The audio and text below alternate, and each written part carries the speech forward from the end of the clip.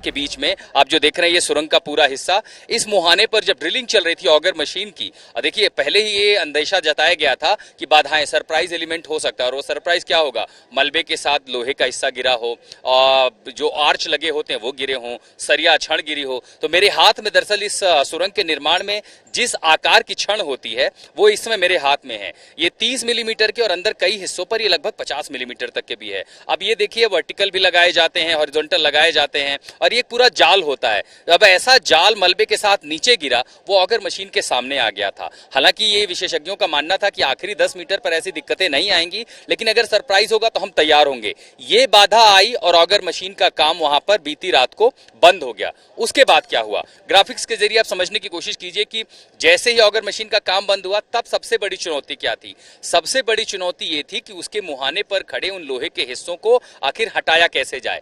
तब एनडीआरएफ के जो लोग थे वो तैयारी की, उन्होंने तैयारी की, एससीबीए मास्क पहना, पीठ पर सिलेंडर टांगा। हालांकि इसकी क्षमता एक बार में 1 से सवा घंटे की होती है। ये तमाम सारे लोग एक एक करके पहले पाइप के भीतर घुसे, उस मुहाने पर, उस छोर पर मलबे की तरफ जहां लोहे की रॉड और वो पाइप अटकी हुई थी। जब ये लोग गए तो सबसे पहले एब्रेसिव ब्लेड का इस्तेमाल किया गया, लेकिन वो ब्लेड उतनी कारगर नहीं हुई जितना उसे काम करना था। जाहिर है क्योंकि छड़ काफी मोटी थी, लोहे की रॉड काफी मोटी थी। उसके बाद फिर जब ये टीम बाहर आई एक एक करके, जब एक जवान बाहर आए तो उन्होंने गैस कटर का इस्तेमाल किया। अब गैस कटर भी कि उसको ऑक्सीजन से चलना होता है, पाइप के भीतर आपके पास ऑक्सीजन है नहीं, तो एक पाइप के जरिए, एक रॉड के जरिए पहले ऑक्सीजन जोड़ी गई लंबी। ये वही है जो कमर्शियल लेवल पर हम ऑक्सीजन कटिंग का काम देखते हैं, वही साधारण प्रणाली ही है। तब उन्होंने ऑक्सीजन पहना, पाइप लेकर के अंदर गए और उसको एक एक करके जितने भी छड़ के टुकड़े थे ऊपर से नीचे से पूरे हिस्से को काट के गला करके हटाया गया। बिल्कुल, और जैसे ही उन्हें वहां से बाहर निकाला जाएगा उसके बाद भी बहुत सारी तैयारियां हैं। उन तैयारियों में क्या है, एनडीआरएफ की टीम अंदर जाएगी, वो उन्हें टनल के जरिए बाहर लेकर के आएगी। जब बाहर आएंगे तो उस समय यहाँ पर एम्बुलेंस तैयार खड़ी होगी और हर किसी को एम्बुलेंस के जरिए यहाँ से चिन्याली सौड़ जो इलाका है वहां पर एक कम्युनिटी हेल्थ सेंटर है, उस हेल्थ सेंटर में विशेष व्यवस्थाएं की गई हैं। 41 मजदूरों के लिए 41 बेड हैं, हर जगह पर्याप्त ऑक्सीजन की व्यवस्था है। विशेष जो सीएमओ की टीम है वो वहां पर मेडिकल टीम देहरादून से भी आई हुई है, उत्तरकाशी से भी, और चिन्याली सौड़ जो ये इलाका है वहां के भी डॉक्टरों की टीम मौजूद होगी।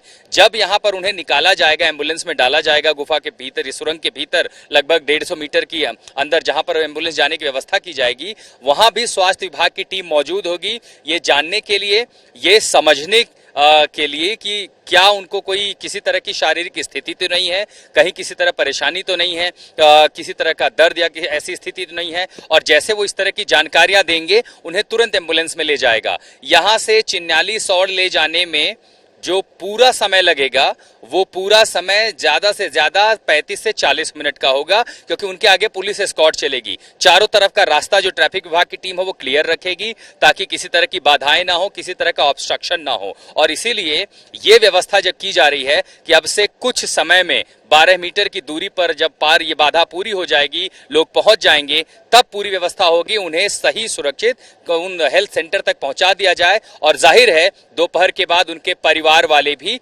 उनसे मिल पाएंगे।